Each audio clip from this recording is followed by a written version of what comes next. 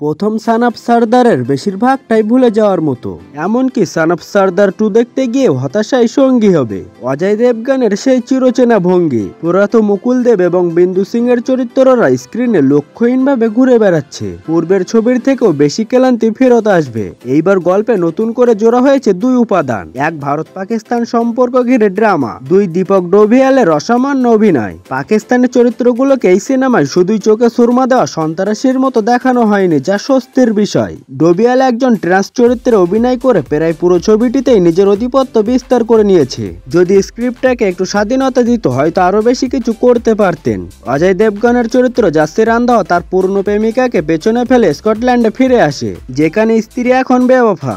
একগুচ্ছ বিভ্রান্তি এবং নাটকের মধ্যে সে প্রেম, স্বদেশ এবং নিজের পরিচয় পুনরুদ্ধার করতে ব্যস্ত। কিন্তু সিনেমার গঠন এতটাই অসংলগ্ন যে সে চেষ্টা ব্যর্থ বলেই ধরা যায়। মৃণাল ঠাকুরের রাবিয়া চরিত্রটি খানিকটা আলোর রেখা, পেশায় নৃত্যশিল্পী এবং ঘটনাচক্রের একজন পাকিস্তানি। তার মেয়ের প্রেমিকের বাবা রবি কিষণ এক কট্টর ভারতপন্থী ভেড়া চাষী, যিনি পাকিস্তানিদের ঘৃণা করেন। চ্যাঙ্কি পান্ডে, কুবরা সায়েতের মতো পার্শ্ব চরিত্রগুলো গল্পে যোগ হয়, কিন্তু তাদের উপস্থিতি কেবল রুচিহীন বলেই মনে হয়। পুরনো ছাঁচের নায়কের পাশে অনেক কম বয়সী নায়িকা, বর্ডার 1997 ছবির রেফারেন্স দিয়ে কমেডি তৈরির চেষ্টা, শরৎ সাক্সেনার বর্ণবাদ মিশ্রিত রসিকতা, সব মিলিয়ে ছবিটি যেন একটা কোলাজ যার রং রস নেই বললেই চলে। তবুও দীপক ডোভিয়াল এবং কুবরা সায়েতের মতো অভিনেতাদের সঠিক ব্যবহার করলে ছবিটি কিছুটা হলেও স্মরণীয় হয়ে উঠতে পারত।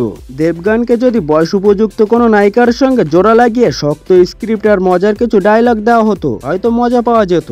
শেষ কথা, সান অফ সর্দার 2 আসলে প্রমাণ করে দিল, পুরনো ভুল থেকে শিক্ষা না নিলে নতুন কিছু বলার সুযোগও চলে যায়। কিছু ভালো অভিনয় এবং মৃদু হাসির মুহূর্ত ছাড়া ছবিটি মূলত হতাশার দিকেই।